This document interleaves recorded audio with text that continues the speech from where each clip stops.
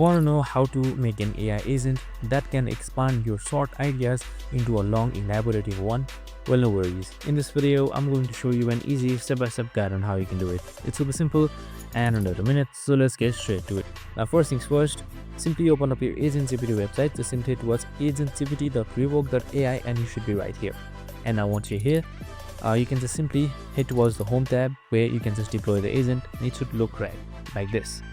So just simply name that agent entity and then just simply type in any code. So since we are giving it a simple topic, just simply type in this. Now just simply select enter, and now once you select enter, as you can see right here, your agent should start working and it should start generating your output. And that's it, super simple and easy. I hope this video helped. If it did, make sure to like, subscribe and tune in with us for more of these similar videos. Have a good day and see you in the next one.